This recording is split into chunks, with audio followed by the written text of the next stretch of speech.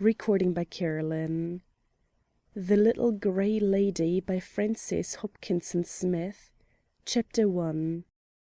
Once in a while there comes to me out of the long ago the fragments of a story I have not thought of for years, one that has been hidden in the dim lumber room of my brain where I store my bygone memories.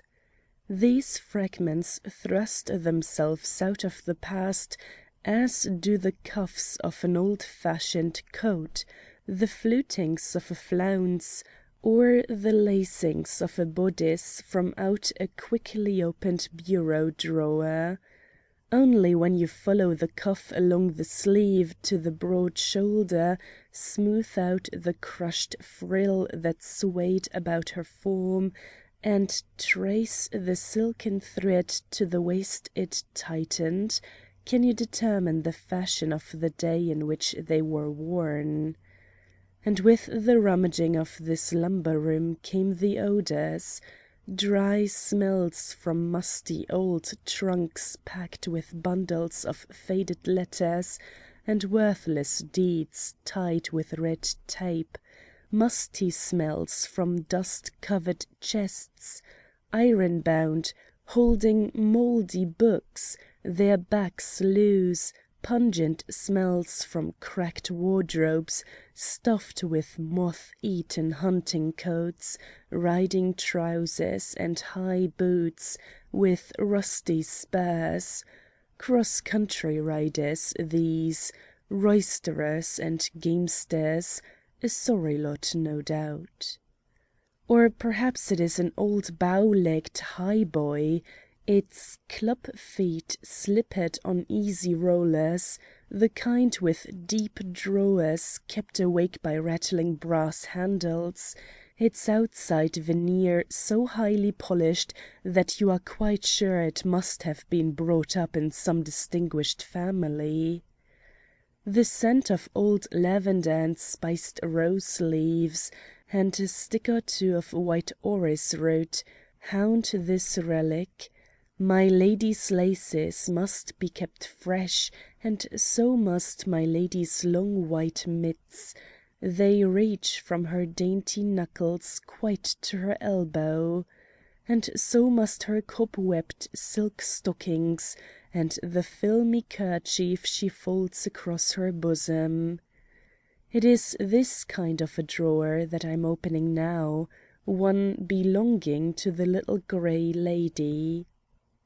As I look through its contents, my eyes resting on the finger of a glove, the end of a lace scarf, and the handle of an old fan, my mind goes back to the last time she wore them. Then I begin turning everything upside down, lifting the corner of this incident, prying under that no bit of talk, recalling what he said and who told of it. I shall have the whole drawer empty before I get through, and whose fault it was that the match was broken off, and why she, of all women in the world, should have remained single all those years. Why, too, she should have lost her identity, so to speak, and become the Little Grey Lady. And yet no sobriquet could better express her personality. She was little, a dainty, elf-like littleness, with tiny feet and wee hands. She was grey, a soft silver grey, too grey for her 40 years, and this fragment begins when she was 40, and she was a lady in every beat of her warm heart, in every pressure of her white hand, in her voice, speech, in all her thoughts and movements. She lived in the quaintest of old houses, fronted by a brick path bordered with fragrant box, which led up to an old-fashioned porch, its door brightened by a brass knocker. This, together with the knobs, steps and slits of windows on each side of the door, was kept scrupulously clean by old Margaret, who had lived with her for years. But it is her personality and not her surroundings that lingers in my memory. No one ever heard anything sweeter than her voice, and nobody ever looked into a lovelier face, even if there were little hollows in the cheeks, and shy, fan-like wrinkles lurking about the corners of her lambent brown eyes. Nor did her grey hair mar her beauty. It was not old, dry, and withered, a wispy grey. That is not the way it happened. It was a new, all of a sudden grey, and in less than a week, so Margaret once told me, bleaching its brown gold to silver. But the gloss remained, and so did the richness of the folds, and the wealth and weight of it. Inside the green-painted door, with its white trim and brass knocker and knobs, there was a narrow hall hung with old portraits, opening into a room literally all fireplace. Here there were gouty sofas, and 5 or 6 big easy-chairs ranged in a half-circle, with arms held out as if begging somebody to sit in them. And here, too, was an embroidered worsted fire-screen that slid up and down a standard to shield one's face from the blazing logs, and there were queer tables and old gold curtains looped back with brass rosettes, ears really, behind which the tresses of the parted curtains were tucked. And there were more old portraits in dingy frames, and samplers under glass, and a rug which some aunt had made with her own hands from odds and ends, and a huge work-basket spilling worsteds, and last, and by no manner of means least, a big Schnitz-covered rocking-chair, the little lady's very own, its thin ankles and splay feet hidden by a modest frill.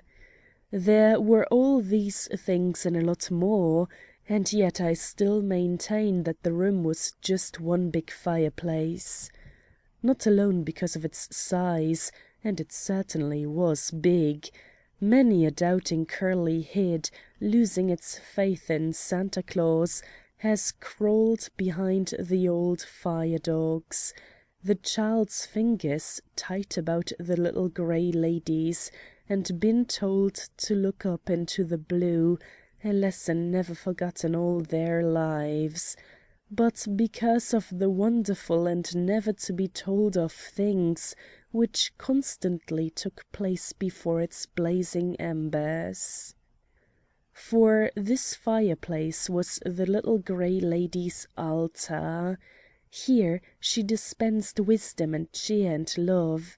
Everybody in Pomford village had sat in one or the other of the chairs grouped about it, and had poured out their hearts to her. All sorts of pourings, love affairs, for instance, that were hopeless until she would take the girl's hand in her own and smooth out the tangle, to say nothing of bickerings behind closed doors, with 2 lives pulling apart until her dear arms brought them together.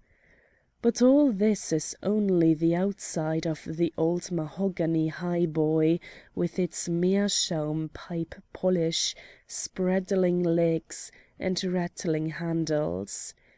Now for the little grey lady's own particular drawer. Chapter 2. It was Christmas Eve, and Kate Dayton, one of Pomford's pretty girls, had found the little grey lady sitting alone before the fire, gazing into the ashes, her small frame almost hidden in the roomy chair. The winter twilight had long since settled, and only the flickering blaze of the logs and the dim glow from one lone candle illumined the room. This, strange to say, was placed on a table in a corner where its rays shed but little light in the room. "Oh, Cousin Annie," moaned Kate. Everybody in Pomford who got close enough to touch the little grey lady's hand called her Cousin Annie. It was only the outside world who knew her by her other sobriquet. "I didn't mean anything. Mark came in just at the wrong minute and the poor girl's tears smothered the rest. "Don't let him go, dearie," came the answer, when she had heard the whole story, the girl on her knees, her head in her lap, the wee hand stroking the fluff of golden hair dishevelled in her grief. "Oh, but he won't stay," moaned Kate. "He says he is going to Rio, way out to South America to join his Uncle Harry." "He won't go, dearie. Not if you tell him the truth and make him tell you the truth. Don't let your pride come in. Don't beat around the bush or make believe you are hurt or misunderstood, or that you don't care. You do care. Better be a little humble now than humble all your life. It only takes a word. Hold out your hand and say, 'I'm sorry, Mark. Please forgive me.' If he loves you, and he does." The girl raised her head. "Oh, Cousin Annie, how do you know?" She laughed gently. "Because he was here, dearie, half an hour ago, and told me so. He thought you owed him the dance, and he was a little jealous of Tom." "But Tom had asked me—" "Yes, and so had Mark." "Yes, but he had no right—" She was up in arms again. She wouldn't, she couldn't, and again an outburst of tears choked her words. The little grey lady had known Kate's mother, now dead, and what might have happened but for a timely word, and she knew to her own sorrow what had happened for want of one. Kate and Mark should not repeat that experience if she could help it. She had saved the mother in the old days by just such a word. She would save the daughter in the same way. And the two were much alike, same slight girlish figure, same blond hair and blue eyes, same expression, and the same impetuous, high-strung temperament. "If that child's own mother walked in this minute, I couldn't tell 'em apart, they do favour one another so," old Margaret had told her mistress when she opened the door for the girl. And she was right. Pomford village was full of these hereditary likenesses. Mark Dabney, whom all the present trouble was about, was so like his father at his age that his Uncle Harry had picked Mark out on a crowded dock when the lad had visited him in Rio the year before, although he had not seen the boy's father for 20 years. So strong was the family likeness. If there was to be a quarrel, it must not be between the Dabneys and the Daytons of all families. There had been suffering enough in the old days.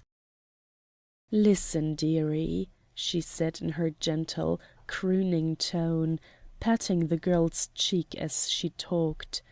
"A quarrel where there is no love is soon forgotten, but a difference when both love may, if not quickly healed, leave a scar that will last through life." "There are as good fish in the sea as were ever caught," cried the girl in sheer bravado, brushing away her tears. "Don't believe it, dearie, and don't ever say it. That has wrecked more lives than you know. That is what I once knew a girl to say, a girl just about your age. But she found somebody else, and that's just what I'm going to do. I'm not going to have Mark read me a lecture every time I want to do something he doesn't like. Didn't your girl find somebody else? No, never. She is still unmarried. Yes, but it wasn't her fault, was it? Yes, although she did not know it at the time. She opened a door suddenly and found her lover alone with another girl. The two had stolen off together where they would not be interrupted. He was pleading for his college friend, straightening out just some such foolish quarrel as you have had with Mark. But the girl would not understand, nor did she know the truth until a year afterward. Then it was too late. The little grey lady stopped, lifted her hand from the girl's head, and turned her face toward the now dying fire. "And what became of him?" asked the girl in a hushed voice, as if she dared not awaken the memory. "He went away, and she has never seen him since." For some minutes there was silence. Then Kate said in a braver tone, "And he married somebody else?" "No." "Well, then, she died?"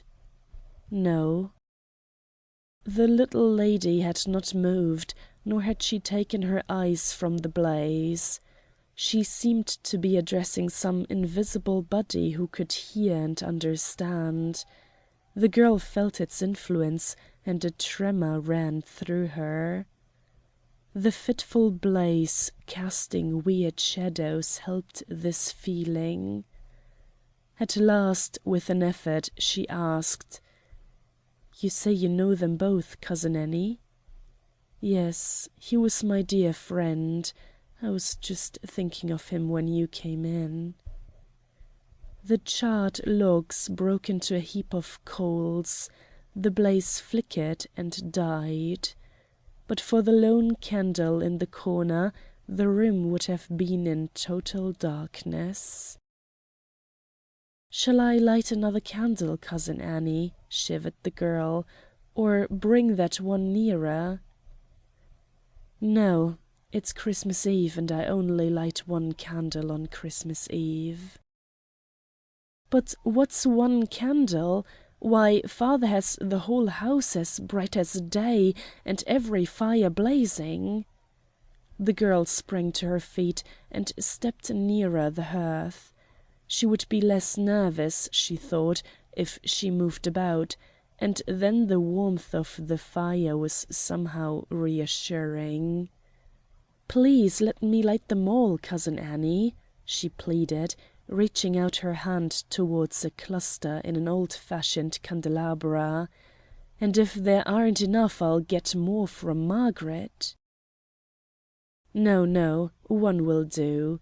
It is an old custom of mine. I've done it for 20 years." "But don't you love Christmas?" Kate argued, her nervousness increasing. The ghostly light and the note of pain in her companion's voice were strangely affecting.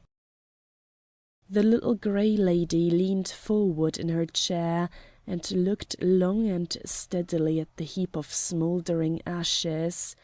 Then she answered slowly, each word vibrating with the memory of some hidden sorrow. "I've had mine, dearie." "But you can have some more," urged Kate. "Not like those that have gone before, dearie. No, not like those." Something in the tones of her voice and quick droop of the dear head stirred the girl to her depths. Sinking to her knees, she hid her face in the little lady's lap. "And you sit here in the dark with only one candle," she whispered. "Yes, always," she answered, her fingers stroking the fair hair. "I can see those I have loved better in the dark. Sometimes the room is full of people. I have often to strain my eyes to assure myself that the door is really shut. All sorts of people come, the girls and boys I knew when I was young. Some are dead, some are far away, some so near that should I open the window and shout their names, many of them could hear. There are fewer above the ground every year, but I welcome all who come. It's the old maid's hour, you know, this twilight hour. The wives are making ready the supper, the children are romping, lovers are together in the corner where they can whisper and not be overheard. But none of this disturbs me. No big man bursts in, letting in the cold. I have my chair, my candle, my thoughts, and my fire. When you get to be my age, Kate, and live alone, and you might, dearie, if Mark should leave you, you will love these twilight hours too. The girl reached up her hands and touched the little grey lady's cheek, whispering, "But aren't you very, very lonely, Cousin Annie?" "Yes, sometimes." For a moment Kate remained silent, then she asked in a faltering voice through which ran a note almost of terror, "Do you think I shall ever be that is, I shall ever be all alone?" "I don't know, dearie. No one can ever tell what will happen. I never thought 20 years ago I should be all alone. But I am." The girl raised her head, and with a cry of pain threw her arms around the little grey lady's neck. "Oh, no, no, I can't bear it," she sobbed. "I'll tell Mark. I'll send for him. Tonight before I go to bed." Chapter 3. It was not until Kate Dayton reached her father's gate that the spell wrought by the flickering firelight and the dim glow of the ghostly candle wore off.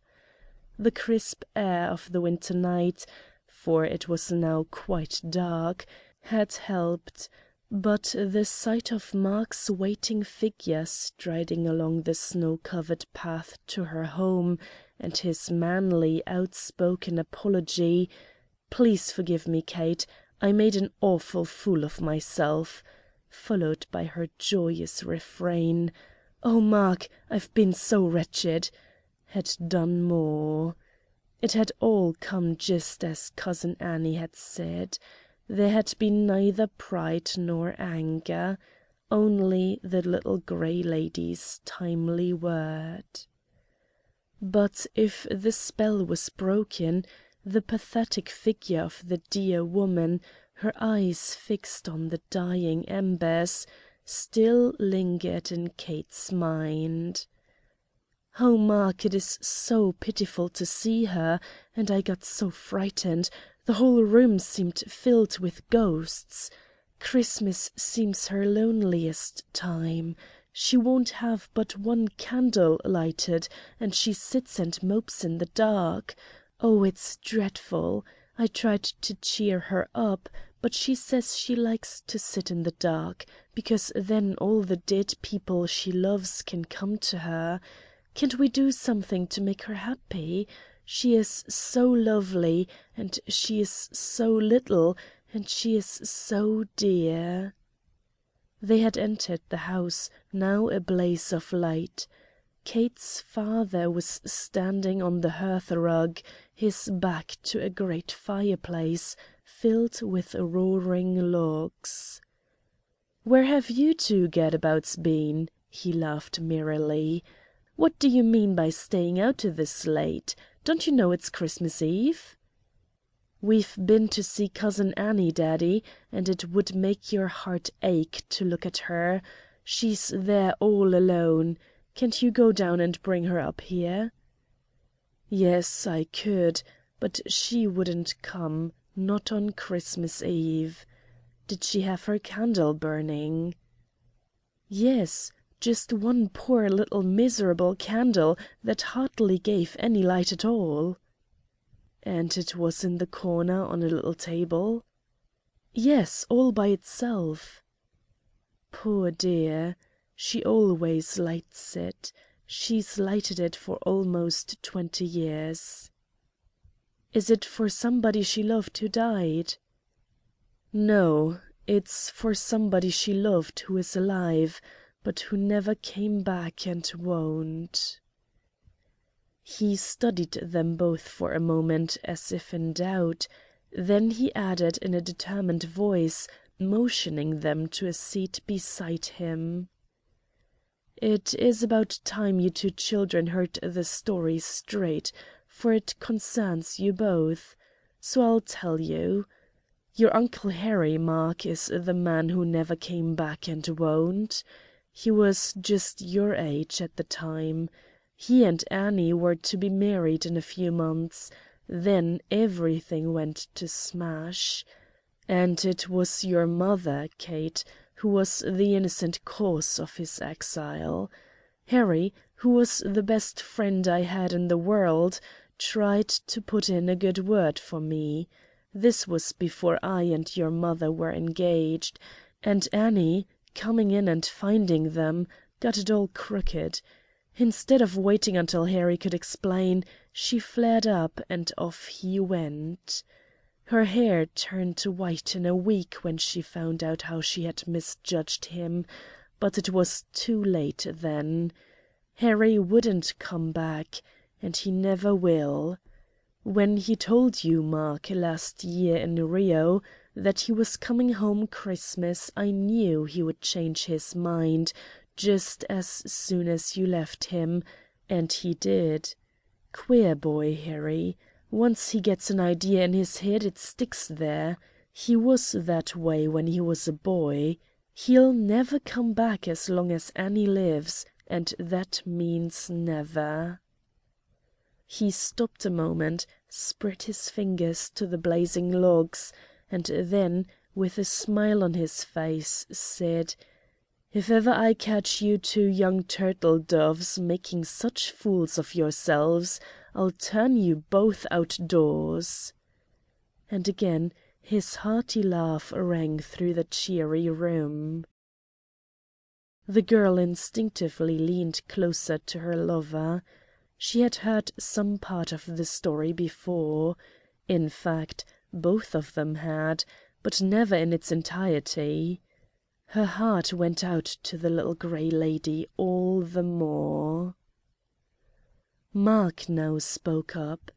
He, too, had had an hour of his own with the little grey lady, and the obligation still remained unsettled.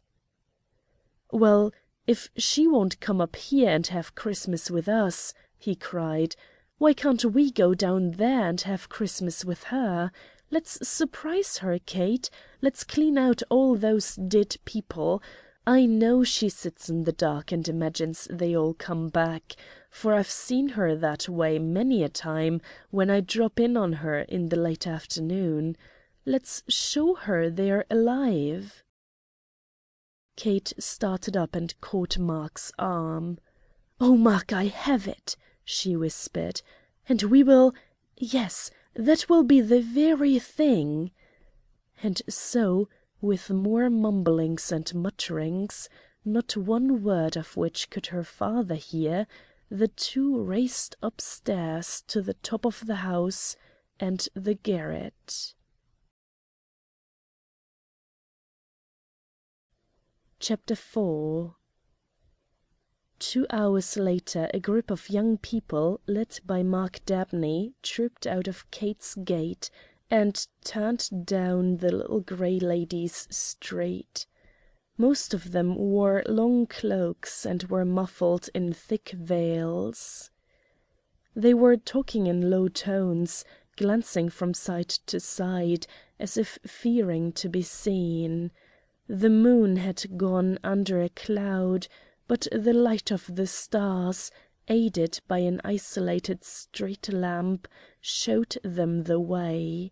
So careful were they to conceal their identity that the whole party, there were 6 in all, would dart into an open gate, crouching behind the snow-laden hedge to avoid even a single passer-by. Only once were they in any danger, and that was when a sleigh gliding by stopped in front of them, the driver calling out in a voice which sounded twice as loud in the white stillness, "Where's Mr. Dabney's new house?" Evidently a stranger, for the town pump was not better known. No one else stopped them until they reached the little grey lady's porch. Kate crept up first, followed by Mark, and peered in. So far as she could see, everything was just as she had left it. "The candle is still burning, Mark, and she's put more wood on the fire, but I can't find her. Oh yes, there she is, in her big chair. You can just see the top of her head and her hand. Hush, don't one of you breathe. Now listen, girls. Mark and I will tiptoe in first. The front door is never fastened, and if she is asleep, and I think she is, we will all crouch down behind her until she wakes up." "And another thing," whispered Mark from behind his hand, "everybody must drop their coats and things in the hall, so we can surprise her all at once." The strange procession tiptoed in and arranged itself behind the little grey lady's chair. Kate was dressed in her mother's wedding gown, flaring poke bonnet, and long, faded gloves clear to her shoulder. Mark had on a blue coat with brass buttons, a buff waistcoat, and black stock, the 2 points of the high collar pinching his ruddy cheeks, the same dress his father and Uncle Harry had worn, and all the young bloods of their day, for that matter. The others were in their grandmother's or grandfather's short and long clothes, Tom Fields sporting a tight-sleeved, high-collared coat, silk-embroidered waistcoat, and pumps. Kate crept up behind her chair, but Mark moved to the fireplace and rested his elbow on the mantel, so that he would be in full view when the little grey lady awoke. At last her eyes opened, but she made no outcry, nor did she move, except to lift her head as does a fawn startled by some sudden light, her wandering eyes drinking in the apparition. Mark, hardly breathing, stood like a statue, but Kate, bending closer, heard her catch her breath with a long, indrawn sigh, and next the half-audible words, "No, it isn't so. How foolish I am." And there came softly, "Harry," and again in almost a whisper, as if hope had died in her heart, "Harry."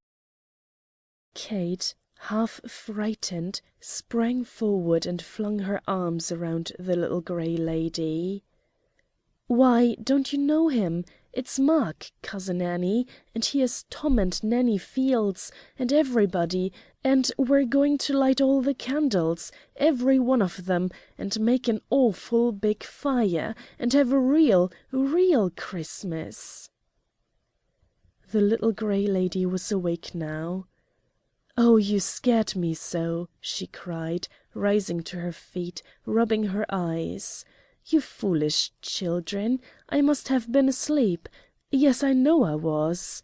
She greeted them all, talking and entering into their fun, the spirit of hospitality now hers, saying over and over again how glad she was they came, kissing one and another, telling them how happy they made her, how since they had been kind enough to come, she would let them have a real Christmas.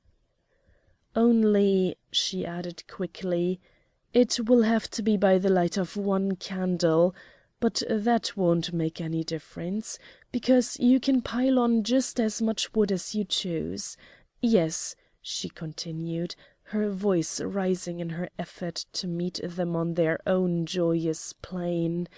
"Pile on all the kindling too, Mark, and Kate, dear, please run and tell Margaret to bring in every bit of cake she has in the pantry.